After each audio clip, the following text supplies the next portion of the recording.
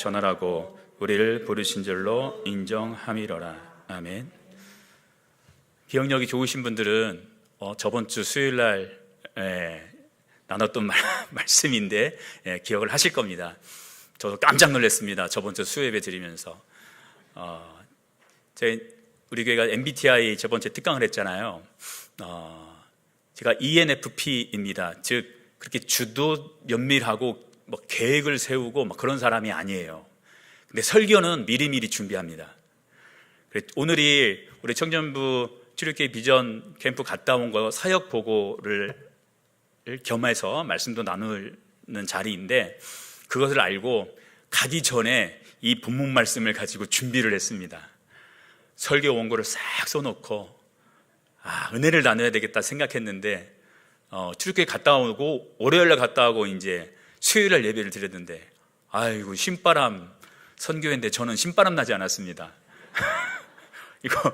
이 본문 말씀을 그대로 해야 될까 아니면 바꿔야 될까 그러다가 이 말씀이 우리 교회에 정말 필요한 말씀이구나. 그래서 그 목사님하고 저하고 사전에 이야기도 없었는데 똑같은 본문으로 바로 연달아서 말씀을 나누게 하시는구나 로 해석을 하고 담대히 오늘 이 자리에 섰습니다. 성도님들의 관심과 기도 덕분에 저희들이 1월 26일부터 2월 2일까지 우리 청년부 출애굽기 비전 캠프를 잘 다녀왔습니다. 이 자리를 빌어서 감사하게 생각을 합니다. 사역보고인데 제가 이야기하는 것보다 거의 갔다 온 모습들을 우리 청년들이 영상으로 좀 담았고, 끝나고 나면 제가 은혜로웠다 이것보다 우리 청년들이 중에 한 명이 와서 이런 지점이 저에겐 참 의미가 있었습니다.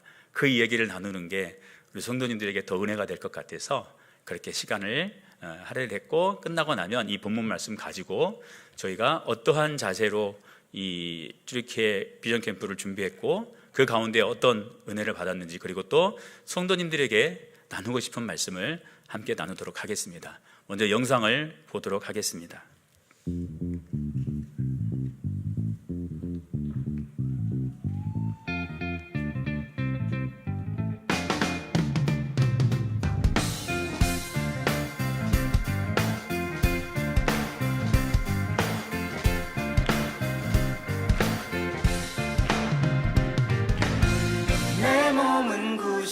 성전이니 예수의 밝은 빛 비추며 살리라. 내 안에 계시는 성령님이 늘 함께 하시니 기뻐하리로다. 내 몸은 구주의 성전이니 예수의 밝은 빛 비추며 살리라. 내 안에 계시는 성령님이 늘 함께 하시니 기뻐하리로다. 어디에 있든지 무엇을 하든지 주 예수의 영이 함께 하시네. 세상을 향하여 움직이는 교회 되어 내 하루에 한가운데서 주를 높이리. 주여 높임을 받으소서. 모든 영광과 찬송을 하나님께. 나를 부르신 자리에서 내 삶을 드려 찬양하리. 아멘.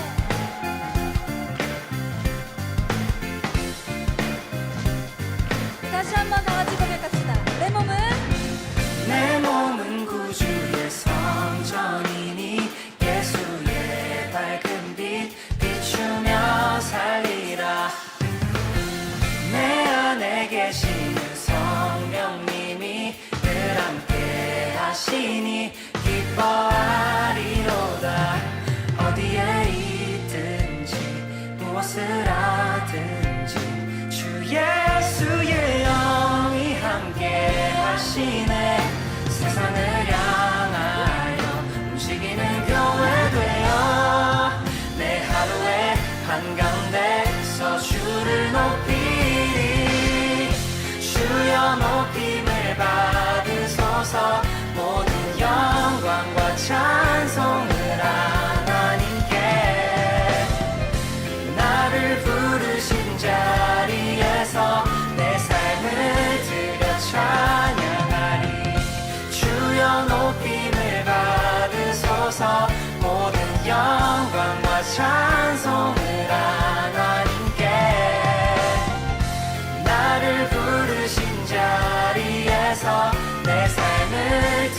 찬양하리.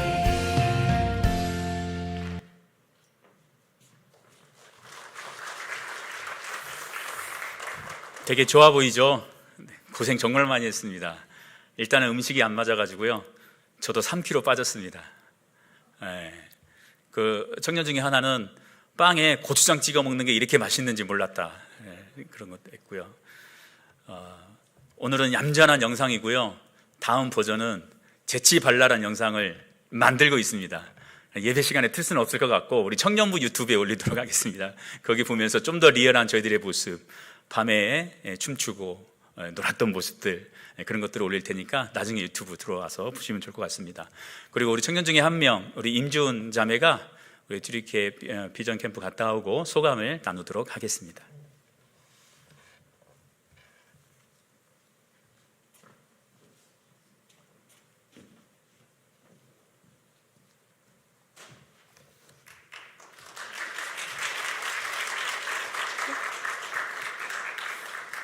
먼저 기도드리시겠습니다. 하나님,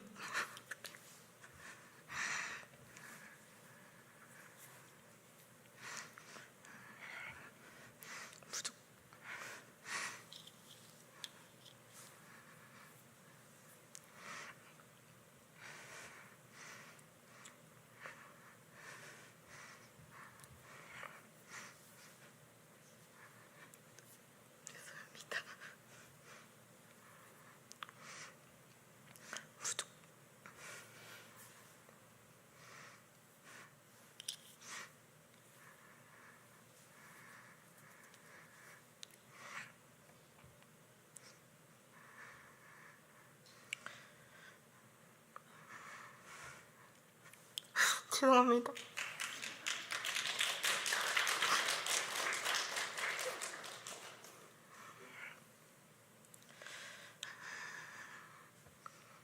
하나님, 부족한 제가 튀르키예 비전 캠프 소감을 나누려고 합니다.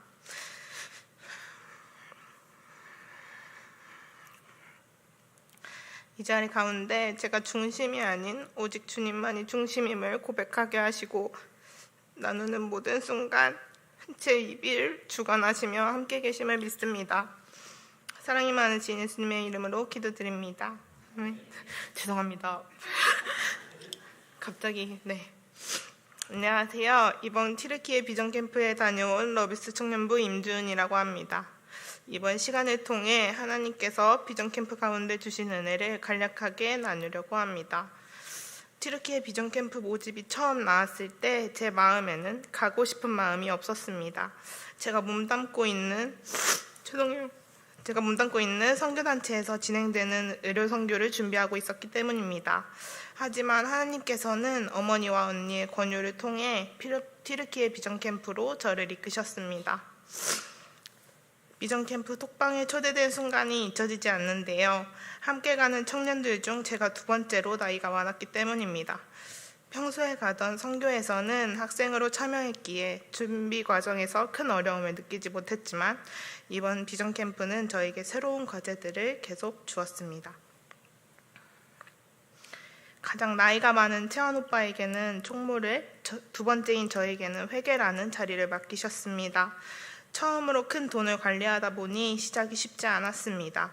직장인이 아닌 저는 계좌를 만들면 한도 계좌만 가능해 이체도 쉽지 않았고 환전 역시 하루 최대 금액에 맞춰 나누어 진행해야 했습니다. 그럼에도 하나님께서는 그때마다 맞는 해결책을 찾게 하셨고 결국 원하는 금액을 안전하게 모두 환전하여 공항에 도착할 수 있게 하셨습니다. 튀르키예 현지에 도착하면 즐기기만 하면 될 줄 알았지만 더 큰 어려움이 제 앞에 놓여 있었습니다. 늘 동생과 학생의 역할만 해왔던 제가 처음으로 맏언니이자 리더의 역할을 하게 되자 아이들과 어떻게 관계를 형성해야 할지 고민이 되었고 저보다 나이가 많은 언니가 있었다면 어땠을까 하는 부정적인 생각도 들었습니다. 그때마다 이동거리가 길었던 시간을 통해 큐티를 하게 되었고 말씀에 집중하면서 마음이 조금씩 편해졌으며 이 상황을 기도로 하나님께 맡기기 시작했습니다. 그 결과 모든 학생들과 걱정할 필요 없을 만큼 좋은 관계가 형성되었고 오히려 긴 이동 시간은 말씀을 묵상하며 튀르키예와 러비스 청년부를 위해 기도할 수 있는 감사한 시간이 되었습니다.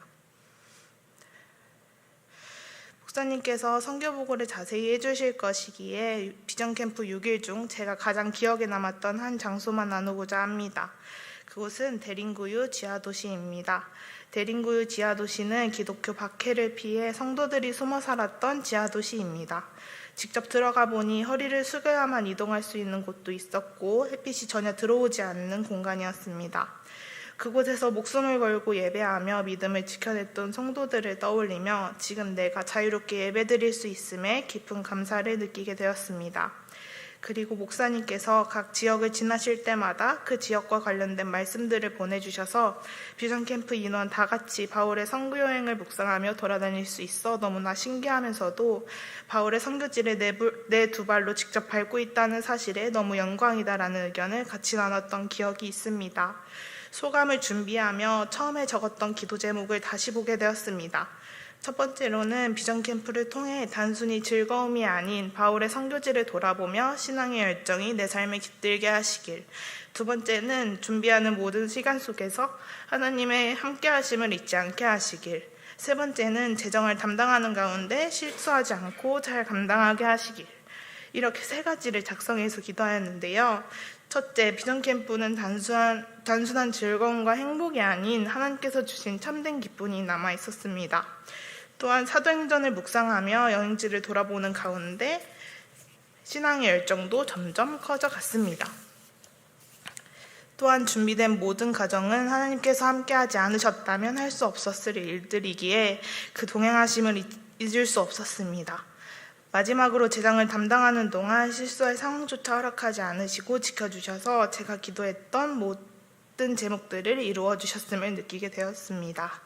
이번 비전 캠프는 저에게 어려움도 있었지만 20살 친구들과의 귀한 관계 형성, 그리고 무엇보다 하나님과의 관계가 더욱 깊어진 시간이었습니다. 튀르키예라는 나라가 바울 선교의 중심지였지만 지금은 이슬람교를 믿고 기도하는 모스크만 보이는 나라로 바뀌었다는 사실이 너무나 마음 아프게 다가왔고 이 나라를 위해 더 기도하며 더욱 공부해야겠다고 생각했습니다. 마지막으로 비전 캠프를 위해 기도해 주시고 후원해 주신 모든 성도님들께 진심으로 감사드립니다. 이상으로 소감 마치겠습니다.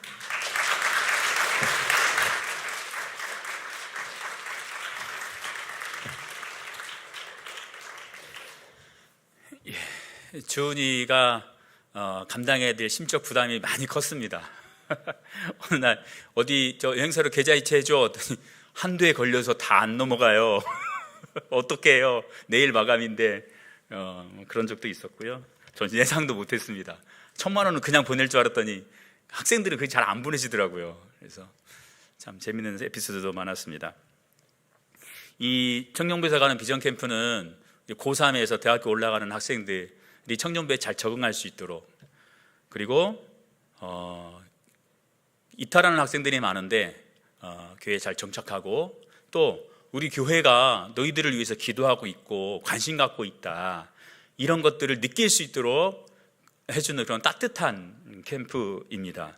특히나 이번 튀르키예 비전 캠프는 바울이 복음을 전한 이 복음의 땅, 이곳을 직접 내 걸음으로, 내 피부로 느끼고 오는 시간이었습니다. 그래서 사전에 보여서 바울의 1차, 2차, 3차, 4차 전도여행, 우리 성경 파노라마 거의 대부분 여기 하셨죠. 우리 애들 다 그림 그려가면서 처음엔 너무 웃겼어요. 이게 지도 맞나 싶을 정도로 엉망이었는데 그래도 하나씩 잡아가고, 또 요한계시록에 나와 있는 소아시 7교회 지역들을 찾아보고 말씀을 나누고 그렇게 준비를 하고 갔습니다. 제 모토가 그거예요. 아는 만큼 보인다. 근데 가서 보니까 애들이 모르더라고요. 어떻게 그 한 번 한다고 알겠어요, 그죠? 이제 저에게 의미 있었던 몇 가지 지점들을 말씀을 드리겠습니다. PPT에 사진을 좀 몇 장 자연스럽게 넘겨주시면 좋을 것 같습니다. 저희들이 13시간 비행기를 탔습니다. 저가 항공을 탔기 때문에 저희들이 튀르키예 갔다 왔다고 했더니 막 청년부가 돈이 많다 막 그러더라고요. 여행사 1인당 89만 원짜리 갔다 왔습니다.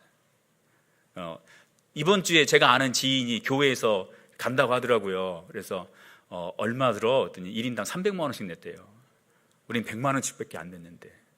그래서 우리는 헝그리 정신, 젊음의 패기로 갔다 왔습니다. 투르크메니스탄 항공사를 이용하고 거기서 한번 경유하는 비행기를 타고 그래서 13시간 비행기를 이동하면서 야, 정말 이 육체의 인내의 한계를 저는 경험했습니다. 다음에 이제 이스탄불에 도착을 해서 보스포러스 해협에 크루즈를 탔는데 거기에서는 그러니까 아시아와 유럽을 잇는 해협, 그러면서 복음의 다리, 저기가 지금 아시아와 유럽을 연결하는 다리가 뒤에 배경으로 나오거든요. 근데 저게 복음의 다리구나 라는 것을 묵상을 했습니다. 또 갑바디오기아 이렇게 가서는 하나님이 지으신 이 신묘막직한 이 아름다운 세상, 새로운 세상을 보면서 하나님께 참 감사했고 감탄하기도 했습니다.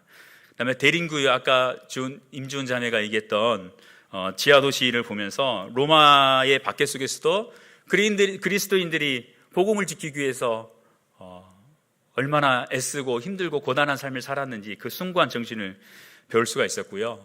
그다음에 히에라폴리스, 파무칼레 여기에서는 따뜻한 온천물이 나와 있었습니다. 그래서 하나님께서 어떻게 회복을 시켜주시는구나, 어떻게 치유해 주시는구나 이런 것들을 경험을 했고, 그곳에서 그 약간 중턱에서 이렇게 멀리 바라보면 멀리 이렇게 풍경이 하나 펼쳐집니다. 지금 보이는 게 여러분 볼 때 왼쪽이 골로새 지역이고 오른쪽이 라우디게아 지역입니다. 그래서 성경에 봤던 지역이 여기에 이렇게 펼쳐지는구나.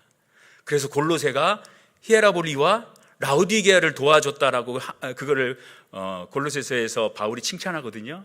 바로 이렇게 눈에 보이니까 이렇게 바로 옆에서 도와줬구나. 근데 파무칼레, 히에라폴리 여기는 되게 부자들이 살았을 것 같아요. 은천이 나오니까. 그리고 라우디게아도 부자인 도시거든요. 야, 골로새 별것도 없는 그 신앙인들이 역시 도움은 돈 있는 사람이 하는 게 아니라 돈 없고 그러나 사랑에 넘치는 사람들이 하는 거구나 라는 것을 묵상을 할 수가 있었습니다. 그 다음에 3차 전도여행의 중요한 전략지였던 에베소 여기를 갔을 때는 셀수스 도서가 아주 유명한데 제자들이 바울이 이곳에서 제자들을 가르쳤겠구나 그러면서 제자 훈련에 대한 어떤 다짐을 좀 하기도 했었고, 원형극장이 넓게 펼쳐져 있는 곳에서는 여기에서 바울이 복음을 전하다가 아데미 여신 숭배자들과 충돌했던 그 지역, 거기서 바울이 참 힘들고 험난했지만 그래도 복음을 전하기 위해서 삶을 바쳤다라는 것들을 묵상을 할 수가 있었습니다. 그다음에 성소피아 성당, 토카프 궁전, 돌마바흐츠, 이스탄불에 있는 궁전들인데 저는 그걸 보면서 우리가 기독교 성지순례가 아니고 이슬람 성지순례로 온 것 같다. 모스크를 막 보고 그러면서 복음이 출발한 이 땅이 이제는 복음이 필요한 땅이 되었구나. 그래 기독교가 어떻게 몰락했고 그 몰락한 땅이 지금 언제 어떤 모습인지를 보면서 안타까웠던 그런 시간이기도 했습니다. 전체 일정은 되게 힘들었어요. 아까 13시간 비행기 탔죠. 3시간 버스를 이동하는 건 기본이고 하루에 막 7시간, 8시간 버스만 탄 적도 있습니다. 이제 그렇게 하다 보니까 불만이 나올 수밖에 없죠. 또 버스 타요? 하루 종일 버스 타요? 그러니까 우리 대학생들은 그냥 푸념으로 한 거겠지만 인도자인 저는 그게 너무 부담으로 다가오고 이거 어떻게 해야 되지? 그러다가 하나님께 기도해서 하나님 이러한 말들을 은연중 뱉는 이 청년들에게 제가 어떻게 하죠? 그러다가 제가 빙의를 했습니다. 내가 바울이어서 그 아이들한테 얘기했어요. 바울이 우리의 이 모습을 보며 이렇게 말할 거다. 그러면서 난 이 길을 다 걸어서 다녔다. 비 오면 비 맞고 눈 오면 눈 맞고 그늘 하나 없이 땡볕에 걸었다. 하루 종일 걷고 다음날 또 걸었다. 물 건너고 산 건너고 몇 개월을 걷기만 했다 라고 바울로 빙의가 되어서 아이들한테 이야기를 했습니다. 그리고 제가 이제 자료를 찾아봤어요. 바울이 1차 전도 여행한 수리아 안디옥에 시작해서 구부로를 해서 버가로에서 이고니온 비시디아 안디옥, 이고니온, 루스드라, 더베, 다시 또 더베에서부터 거꾸로 해가지고 루스드라, 이고니온, 비시디아 안디옥, 안탈리아, 구브로, 그렇게 해서 수리 안되고로 간 이 여정을 봤더니 이 거리가 자그마치 2200km예요. 서울에서 부산까지 4번, 5번, 5번, 6번 정도 왕복할 거리. 바다로, 배로 850km를 갔고 육지로 1350km를 갔습니다. 근데 평지만 있는 게 아니고 높은 산맥을 넘어야만 했고, 저희들도 가보니까 아직도 여전히 눈이 쌓여 있는 곳들도 있고 광야와 같은 곳들도 있고, 비가 오면 비 맞으면서 바울은 다 걸었겠다. 그래서 우리 아이들한테 불만 품지 마라. 넌 버스로 다니는 게 얼마나 감사하냐 라고 얘기하면서 그 불만을 잠재웠습니다. 그리고 제가 비전 캠프를 준비하면서 가장 가고 싶었던 하이라이트라고 생각했던 곳이 에베소입니다. 너무 의미 있고 좋잖아요. 처음에 딱 내렸어요. 좀 선선했어요. 야, 날씨 너무 좋다. 좀 지나갔더니 비가 한두 방울씩 떨어졌습니다. 큰일 났다. 아니나 다를까 비가 막 쏟아졌습니다. 우박이 떨어졌습니다. 근데 처음에 내릴 때부터 비가 왔으면 우리가 우산을 챙겼을 텐데 선선하고 좋다고 생각했거든요. 그래서 제가 볼 때는 반 이상이 우산을 가지고 내리지 않았어요. 저는 가지고 내렸어요. 여러분 그 단체 사진 척에 나가서 보면 근데 제 머리가 비에 젖은 걸 볼 수가 있을 겁니다. 예, 목자는 비 받는 겁니다. 그죠? 예, 같이 받았는데 양심상 내 머리를 받을 수가 없더라고요. 자꾸 가져가더라고요. 그래서 그렇게 했었습니다. 이제 옷도 다 젖고 신발도 다 젖고 날씨는 춥죠. 발발발 떨죠. 갔는데 의미는 찾아야 되겠죠. 단체 사진도 찍어야 되겠죠. 우리 성도님들이 관심 갖고 보내줬는데 현수막 아까 그 밑에 깔고 사진도 찍어야 되겠죠. 애들은 비 오니까 막 그렇죠. 비 오는데 뭔 사진이야 막 그런 생각도 들고. 그러다가 어떤 친구가 이런 흘려가면서 한 말이 있었어요. 에베소에서 우리가 도착했는데 비가 내린 것이 무슨 뜻일까? 우리가 오지 말아야 할 곳으로 온 것은 아닌가? 라는 말을 하더라고요. 예, 그 말이 또 그 인도자에게는 또 박힙니다. 어떻게 해야 되지? 어떻게 해야 되지? 제가 어떻게 했겠어요 또? 바울로 빙의를 했습니다. 바울이라면 무슨 말을 했을까? 아마 바울은 이렇게 말했을 겁니다. 에베소에 전도하러 갈 때 환영해 주는 사람보다 거절하고 비난하는 사람들이 더 많았다. 에베소 사람들은 나를 죽이려고까지 했다. 그리고 결국 나는 쫓겨났다. 빚짐은 방해가 되지 않는다. 아이들한테 똑같이 또 이렇게 했습니다. 예. 비 맞는 게 뭐 대수라고. 좀 비 맞고 그 바울의 심정을 경험하고 그러고 가면 얼마나 좋아. 그래도 감기 걸리면 좀 아프고 그러면 안 되죠.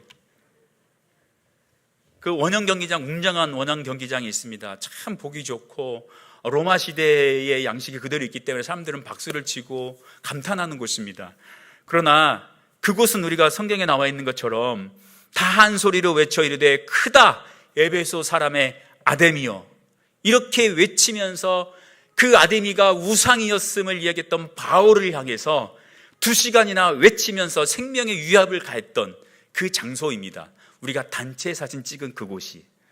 그런데 빚 따위가 뭐 그렇게 대단한 거라고 그렇게 이야기를 했습니다. 그리고 오늘 본문 말씀은 제가 가기 전에 바울의 그 1차, 2차, 3차, 4차 전도 여행 중에 가장 키가 될 수 있는 본문이 어디일까? 그걸 묵상하다가 사도행전 16장 오늘 말씀을 붙잡았습니다. 그리고 제가 준비하는 과정에서 이 말씀, 그리고 이때의 그 성령님의 마음, 하나님의 마음과 사도 바울의 마음, 그런 것들을 묵상하면서 준비를 했고, 그곳에 가서도 마찬가지로 어차피 내가 수요일날 설교를 해야 되는데 저는 말씀을 나눌 때 이렇게 묵혀놓는 걸 좋아합니다. 오래 묵힐수록 장맛이 좋아집니다. 그죠? 말씀도 그래요. 한두 시간 이렇게 반짝 준비하고 가는 것보다 계속 묵상하고 곱씹고 자다가도 묵상하고, 실제적으로 출입회 가실 때도 이 본문 말씀 가지고 계속 시차 적응 못하면 말씀 묵상하고 그렇게 했던 말씀입니다.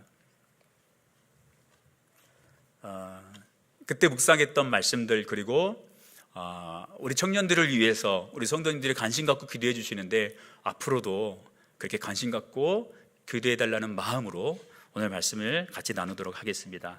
첫 번째 오늘 본문 말씀에서 나누고 싶은 말씀은 성령은 때로 우리가 가고 싶은 길을 막으시기도 하십니다. 우리 6절 7절 말씀을 같이 한번 읽어보도록 하겠습니다. 같이 읽겠습니다. 성령이 아시아에서 말씀을 전하지 못하게 하시거늘 그들이 부르기아와 갈라디아 땅으로 다녀가 무시아 앞에 이르러 비두니아로 가고자 애쓰되 예수의 영이 허락하지 아니하시는지라. 아멘. 처음에 이 말씀을 접할 때 당혹스럽습니다. 왜냐하면 선교의 길을 막으시기 때문에 그렇습니다. 선교는 하나님의 뜻이 맞잖아요. 근데 하나님께서는 그 선교의 길을 막으셔요. 그래서 저는 처음에 이 본문을 접할 때 당황스럽습니다. 제가 비전 캠프를 준비하는데 성령님이 막으시면 정말 마음이 힘들었을 거예요. 비행기가 결항되고 버스가 고장나고 그러면 암담했을 거예요. 그 심정으로 오늘 말씀을 처음에 접했습니다. 바울은 탁월하게 준비된 검증된 선교사입니다. 1차 전도 여행을 통해서 갈라디아 지역 교회를 개척을 합니다. 그리고 오늘 본문 말씀이 2차 전도 여행인데 2차 전도 여행은 그 1차 전도 여행 했던 곳을 다시 한번 둘러가면서 격려하고 다시 한번 점검하고 그러면서 2차 전도 여행이 시작을 합니다. 더군다나 2차 전도 여행 중에 그의 영적 아들인 디모데가 같이 합류합니다. 멈춰야 할 이유가 없어요. 이 선교의 여정은 반드시 필요하고 바울의 입장에서 봤을 때는 천군만마와 같은 이 디모데 동역자를 만났기 때문에 선교가 멈추는 거에 대해서는 전혀 생각을 못했을 겁니다. 또한 아울러서 바울이 가고자 했던 아시아, 이 아시아 지역은 지금의 아시아가 아니잖아요. 소아시아, 에베소, 서머나, 버가모 등등 이 영적으로 아주 복음의 중심지였던 이 아시아, 이쪽에 선교하러 가는 것 아주 중요한 전략이죠. 근데 하나님께서는 막으셨어요. 그래서 북쪽으로 가려고 맘먹습니다. 비두니아, 여기는 인구 밀집 지역이에요. 바울은 도시를 중심으로 전도를 하려고 다녔거든요. 저도 이렇게 가보니까 이 벌판이 어마어마하게 많아요. 그래서 복음을 전할 때 처음에는 바울이 너무 계산적인 사람이라는 생각을 했거든요. 왜 도시에만 전해? 저 농촌 출신입니다. 농촌도 영혼이 있고 어촌도 영혼이 있는데 왜 도시에 복음을 전해? 그랬거든요. 근데 그 땅에 가보니 농촌 가면 사람이 없어요. 그러니 당연히 도시 중심으로 복음을 전할 수밖에 없었죠. 그래서 인구 밀집 지역인 비두니아로 복음을 전하러 가는 것은 바울에게 있어서 탁월한 전략이었습니다. 누가 봐도 이 계획은 나무랄 게 없었습니다. 그런데 성령님이 막으십니다. 예수의 영이 허락하지 않습니다. 여기서 선교의 아주 중요한 신학적 의미를 하나 생각을 해볼 수가 있습니다. 선교의 주체는 바울이 아니라, 선교의 주체는 인간이 아니라 하나님이다. 성령님이다라는 거죠. 그래서 사도행전은 어떻게 보면 사도행전이 아니라 성령행전이라고 볼 수가 있습니다. 사도들이 한 역사가 아니라 성령님께서 한 역사의 행전인 거죠. 우리 청년들하고 출애굽에 가기 전에 청년부 예배 때 이 본문 말씀을 가지고 나눈 적이 있습니다. 그때 제가 이걸 이야기했었어요. 내가 계획을 세우고 하나님의 뜻이라고 생각해서 추진을 할 때도 막힐 때가 있다. 그럴 때 내가 하나님의 뜻에서 벗어났다라고 함부로 속단하지 말자. 열심히 기도했는데 안 될 때 그것을 함부로 실패라고 이야기하지 말자. 가장 좋은 길, 가장 좋은 계획이라고 생각하고 열심히 살았는데 막힐 때가 있을 수 있다. 그거는 어쩌면 하나님은 우리가 보지 못하는, 내가 보지 못하는 더 큰 그림을 그리시고 있는 것일 수도 있다. 그러니 함부로 우리 판단하지 말자. 바울의 막힘은 좌절이 아니에요. 이 바울의 막힘은 마게도냐로 향하는 준비의 시간이었습니다.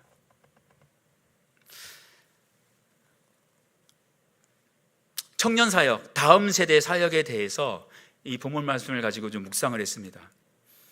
우리는 다음 세대들을 위해서 기도를 합니다. 그리고 계획을 세우고 전략을 세웁니다. 마치 바울이 아시아로 가야 되겠다, 아니 막으면 비두니아로 가야 되겠다, 이런 전략을 세우는 것과 똑같습니다. 나 때는 말이야 그거예요. 나 때는 말이야, 내 생각에는 말이야, 이렇게 해야 돼. 성도님들의 청년의 때를 떠올리죠. 내가 청년 때는 말이야, 주일 아침부터 저녁까지 교사, 성가대, 찬양팀, 청년부 임원, 봉사 그렇게 다 했어. 그러면서 믿음도 성장하는 거야. 제가 그랬습니다. 저는 주일 새벽 예배부터 저녁 10시까지 풀로. 근데 이런 얘기 여기서 해봐야 먹히지도 않아요. 우리 청년들한테 이 얘기해야 와 이러지. 여러분들은 나도 그랬어 저도 그랬어요 아마 그러실 거니까. 여러분, 방학하면 알바할 시간이 어디 있습니까? 그죠? 성경학교 해야지, 수련회 해야지, 단기 선교 가야 되지, 부흥회도 해야 돼요. 옛날에 부흥회도 뭐 어마어마하게 했잖아요. 방학 때 오히려 너희 봉사해야지. 지금 무슨 알바야. 그렇게 하면 신앙 안 돼. 그렇게 생각할 수 있어요. 그게 좋아 보이기도 합니다. 마치 바울이 아시아로 가야 되겠다, 비두니아로 가야 되겠다, 이렇게 해야 선교가 되는 거야 라고 생각하는 것처럼 그럴 수 있다는 거예요. 그런데 하나님이 막으세요. 그 방법을 막으세요. 너무나도 좋은 전략인데 막으세요. 내 경험에 의해서 이렇게 하면 돼 라고 하는 것까지도 하나님은 막으세요. 오히려 그 방법이 청년들이 교회를 떠나게 하는 단추가 되기도 합니다. 우리 어떻게 해야 될까요? 다음 세대들 어떻게 해야 될까요? 일단 아시아 비두니아 내려놔야 돼요. 나 때는 말이야 내려놔야 돼요. 보통 비전 트립 하면 우리 보통 그렇게 생각하죠. 단기 선교 이렇게 해서 선교사님 선교하는 곳에 가서 같이 선교 도와드리고 거기서 전도하고 그러고 오는 거 생각하잖아요. 근데 우리가 가는 청년부가 지금 가고 있는 비전 캠프는 그 전략이 아니에요. 여러분 생각해 보세요. 고3 수능을 막 끝난 아이들입니다. 입시 지옥을 치른 아이들이에요. 이 아이들을 붙잡아 놓고 선교하자, 이게 먹히겠어요? 제가 믿음 없는 소리인가요? 아시아로 가자, 비두니아로 가자, 이게 왜 잘못된 거예요? 잘못된 건 아니에요. 이 아이들을 데리고 단기 선교 가자, 잘못된 거 아니에요. 근데 상황과 맥락을 보자는 거죠. 수능 이제 막 끝나가지고 나 좀 쉴래요 이런 애들 데리고, 아니야 태국어 공부해야 돼 베트남어 공부해야 돼, 이게 과연 통하겠냐는 거죠. 그냥 좀 그러면 안 될까요? 애들 좀 쉬게 해주면 안 될까요? 애썼다. 우리 교회가, 우리 공동체가, 우리 어른들이 그 인생의 그 청소년 시기에 가장 힘든 그 시기를 막 통과한 아이들이잖아요. 애썼어. 아야, 놀다 와. 그동안에 그 교실에 갇혀가지고 도서관에 갇혀가지고 얼마나 힘들었어. 넓은 세상 좀 보고 와. 괜찮아. 돈 부족해? 줄게. 그렇게 해줄 수 있잖아요. 우리 교회는 그렇게 해줘서 너무너무 감사합니다. 너무 감사합니다. 올해로 3번째입니다. 참 신기한 건 고3에서 대학교 들어갈 때 신앙에서 벗어난 아이들이 통계적으로 많거든요. 근데 우리 교회 애들은 3번 이렇게 했는데 이탈률이 거의 없어요. 이탈률이 거의 없어요. 목회 데이터 연구소의 자료에 의하면 고등학교 졸업하고 대학에 진학할 때 교회를 떠나는 비율이 50에서 70%예요. 그러니까 교회에 남는 애들은 겨우 30-40%밖에 안 돼요. 그럼 우리 교회 애들은 중고등부에서 고3에서 10명 졸업하면 우리 교회에 지금 청년부에 3명, 4명만 남아야 돼요. 근데 그렇지 않아요. 심지어는 대학교 1학년들이 중고등부 교사로 헌신해요. 유치부 교사로 헌신해요. 이게 뭐 때문에 그럴까요? 비전 캠프와 시작하는 시기와 이게 맞물리거든요. 과한 해석일까요? 그러나 우리가 그 아이들한테 헌신하라고 이야기하지 않았어요. 교회가 나를 위해서, 우리를 위해서 이렇게 관심 갖고 기도해주고 물질로도 헌신해주는, 그럼 나도 뭔가 보답해야지 라는 생각을 아이들이 스스로하지 않을까요? 예. 제가 하고 싶은 얘기가 많은데 참겠습니다. 저는 2026년도도 기대가 됩니다. 이 아이들이 또 어떻게 교회 안에서 역할들을 할지, 청년부안에서 어떤 역할들을 할지. 제 개인적으로는 비전 캠프 하기 싫어요. 왜냐하면 맨 땅에 헤딩이에요. 정말 조심스러워요. 왜냐하면 이걸 준비하려면 그래도 한 학기 정도는 반년은 준비해야 되잖아요. 근데 여러분 생각해 보세요. 여러분이 고3 학부모라고 생각해 보세요. 자, 7월달, 8월달에 그 고3 아이들 데려다 놓고 우리 비전 캠프 갈 거다? 튀르키예 갈 거야? 일본 갈 거야? 그럼 이 애들 이 마음속에 뭐가 들어갈까요? 허파의 바람만 들어가요. 공부가 될까요? 함부로 말도 못해요. 함부로 말도 못해요.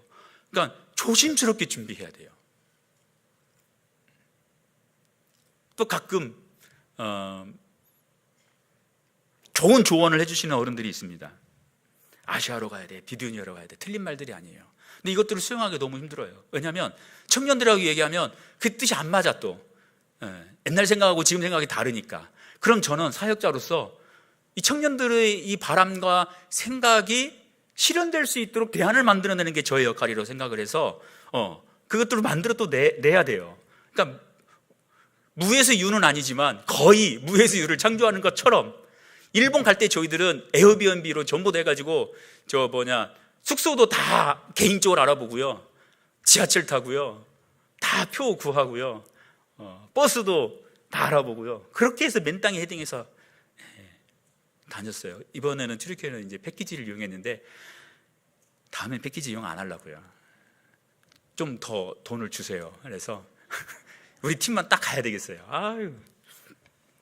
그리고 저는 또 교회 사역만 하는 게 아니라 학교에서 또 아이들을 가르치고 방학 되면 저는 관리자거든요. 그러면 근무를 해야 돼요. 근데 일주일 비우는 게 너무 힘들어요. 특히나 이제 교장 선생님이랑 같이 있으니까 교장 선생님 스케줄에 맞춰서 저희들이 가야 되거든요. 이래요. 교장 선생님, 저 방학 때 일정이 이렇게 되고요. 언제 쉬실 거예요? 쉬는 날 세팅해 주시면 그 나머지 제가 이렇게 할게요. 해야 되거든요. 근데 염치 불구하고 저 이때 안 됩니다. 제 거 세팅했습니다. 하고 피해서 해주세요. 라고 해야 되거든요. 참 쉽지가 않습니다.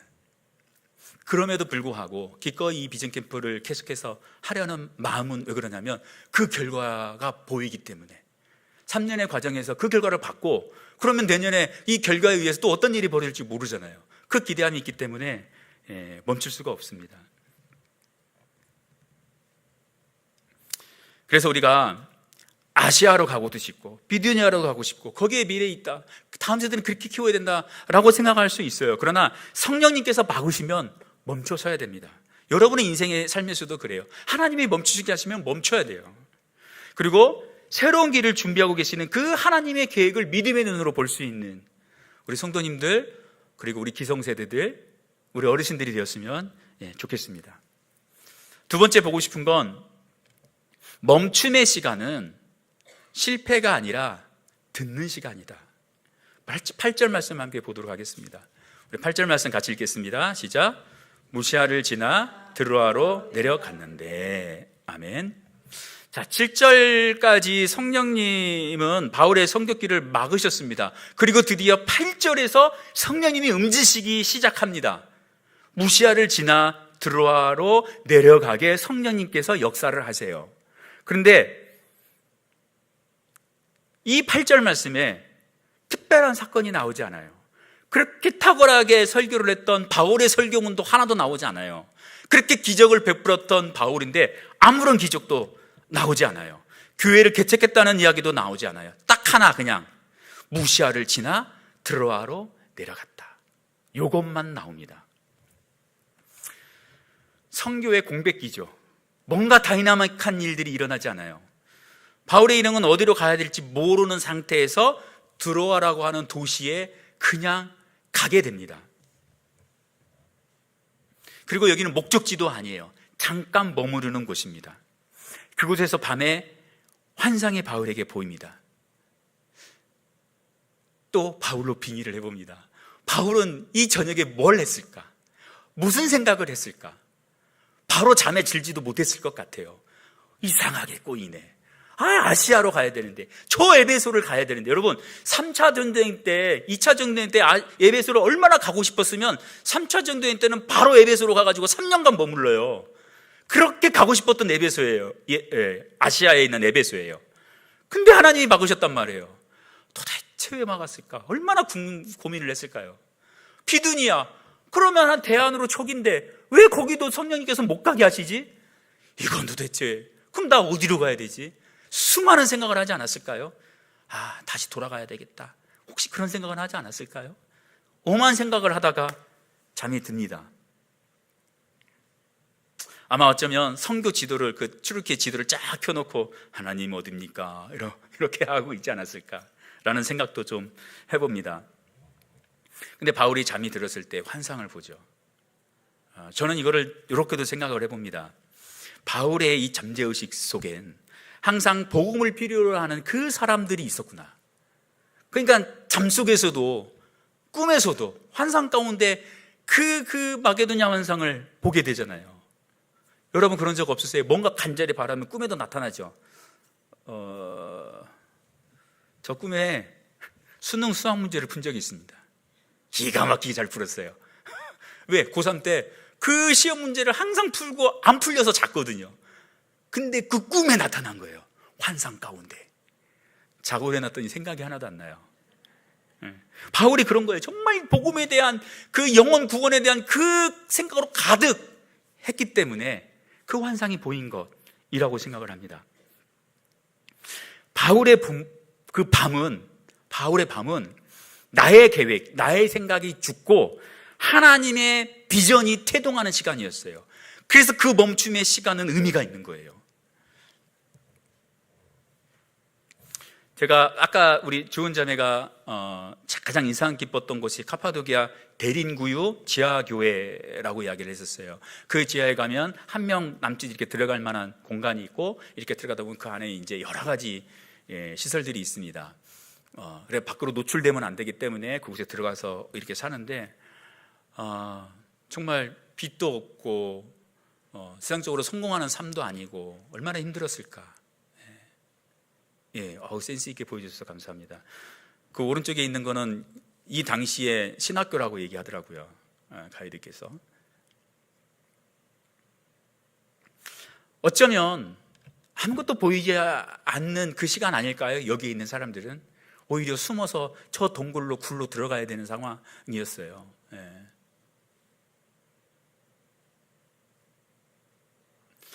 그럼에도 불구하고 그 복음을 붙잡기 위해서 끝까지 생명을 걸고 지켰던 그 사람들이 뭐가 보였겠어요? 아무것도 보이지 않지만 오로지 그 복음 하나, 예수 그리스도의 그 사랑, 그거 하나 붙잡고 그 멈춰있는 시간에 그 하나님만 바라봤던 그 사람들, 그 멈춤의 신학을 우리가 이 드루어 환상에서 우리가 묵상을 했으면 좋겠습니다.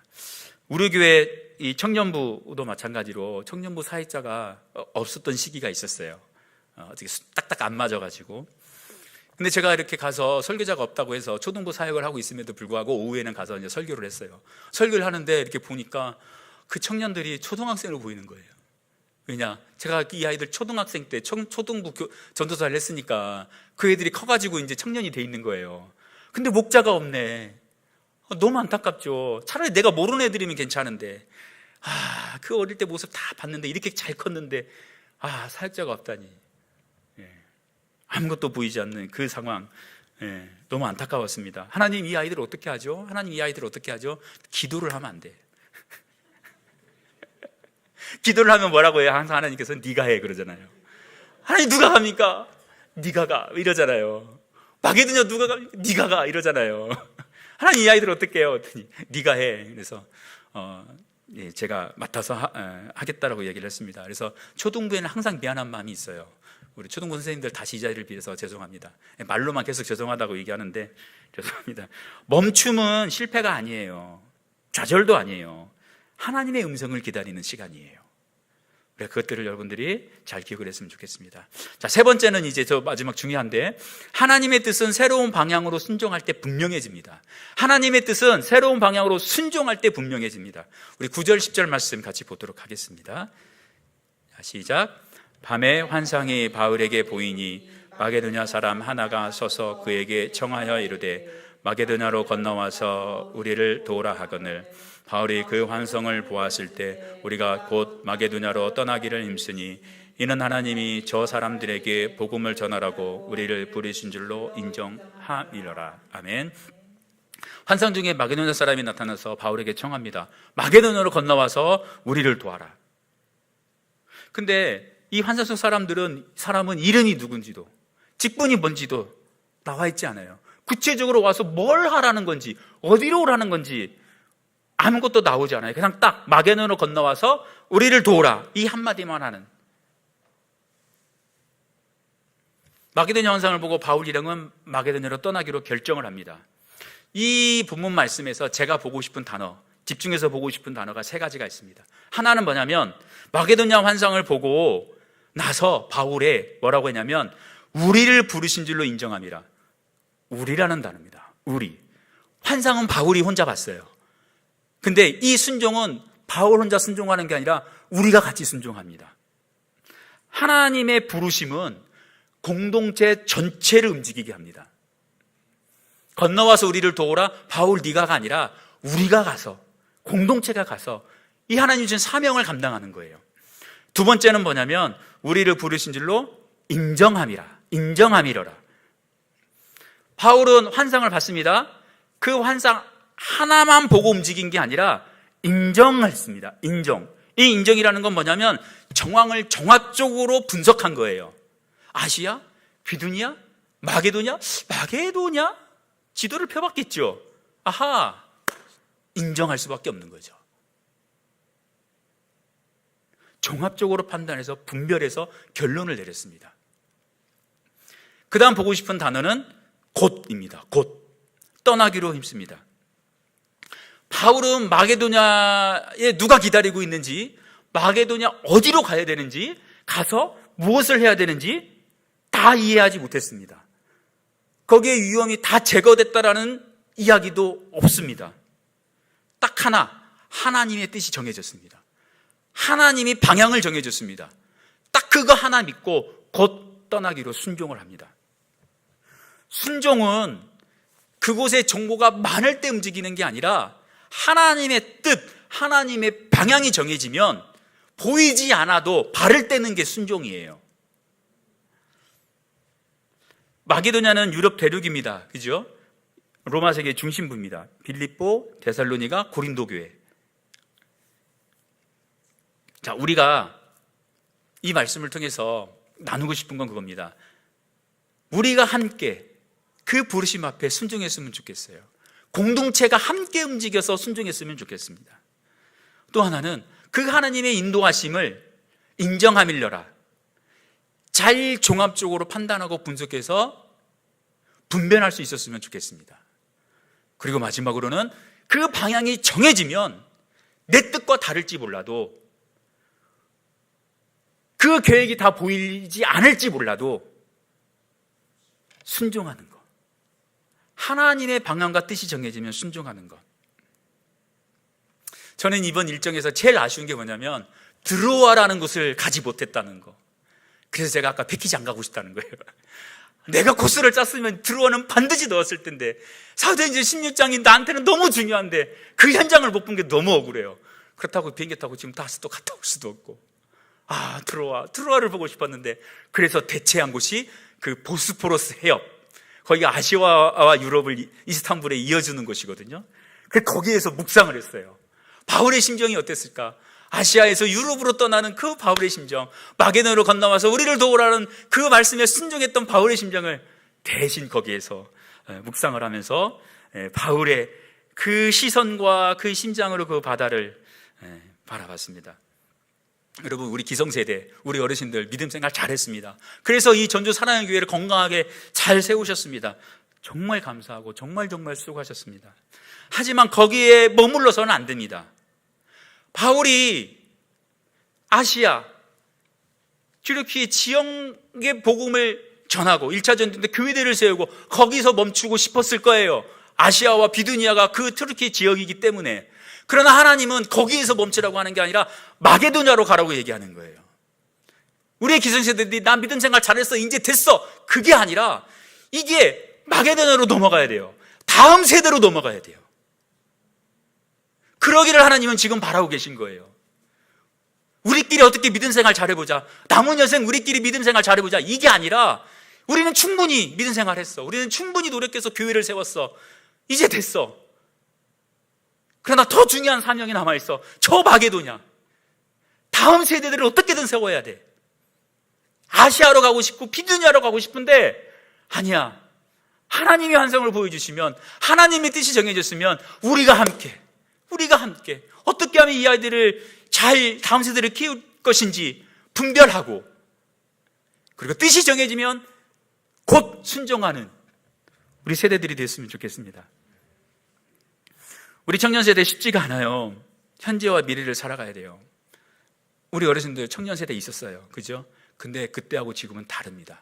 지금은 다릅니다. 친구들에게 교회에 다닌다는 것 그 하나만으로도 비난과 욕을 먹는 세대예요. 우리는 안 그랬잖아요. 그냥 창피해서 말을 안 했을 뿐이지, 믿음이 약해서 말을 안 했을 뿐이지. 지금은 말을 하면 욕먹는 세대예요. 너 교회 다녀? 그렇게 생각 없는 애야? 라고 손가락질 받는 세대 가운데 신앙생활을 해야 되는 세대예요. 교회 정착률이 겨우 30%밖에 되지 않는 그 척박한 가운데 살아남은 아이들이에요. 얼마나 귀합니까? 얼마나 귀합니까? 이 세대의 정황을 잘 분별했으면 좋겠습니다. 그리고 결정 나면, 방향 정해지면 나같이 힘을 모아서 순종하고 함께 갔으면 좋겠어요. 미적거리고 미루면 때는 이미 됐습니다. 때는 이미 됐습니다. 그러다가 이 아이들이 교회를 떠나는 그 70%가 될 수도 있어요. 그러면 안 돼요. 지금 남아있는 아이들이라도 우리는 잡아줘야 돼요. 그래서 이 다음 세대는 우리 교회의 미래예요. 한국 교회의 미래예요. 우리가 가야 할 마게도냐예요. 말씀을 마치려고 합니다. 우리 성도님들의 기도 덕분에 우리 청년들이 비전 캠프를 은혜 가운데 잘 다녀왔습니다. 저는 이스탄불, 아까 보스포러스 해협에서 그 유럽으로 향하는 그 바울을 제 마음속에서 만날 수 있었습니다. 그다음에 갑바도기아 대린구유 그 지하 도시에서 복음으로 인해 핍박받는 성도들, 그리고 그 고난을 이겨나가기 위해서 고군분투했던 믿음의 선배들을 만날 수 있었습니다. 에베소에서 처음 사랑을 회복하라고 한 그 사도 요한의 질책을 들을 수가 있었습니다. 파무칼레, 라우디게아 이 지역에서 차든지 뜨겁든지 열정적으로 하나님을 섬기라고 했던 경고도 들었습니다. 무엇보다도 마게도냐 같은 우리 청년들, 그들을 도와주라, 그들을 도와주라 라는 그 하나님의 그 절박함, 그 마음을 느낄 수가 있었습니다. 아울러서 전체 여정 가운데 우리 다음 세대들을 위해서 기도해 주시는 우리 성도님들의 따뜻한 관심과 사랑을 느낄 수 있었습니다. 우리 청년들을 계속해서 주목해 주셨으면 좋겠습니다. 그리고 우리 교회의 부흥을 견인하는 세대가 될 수 있도록 끊임없는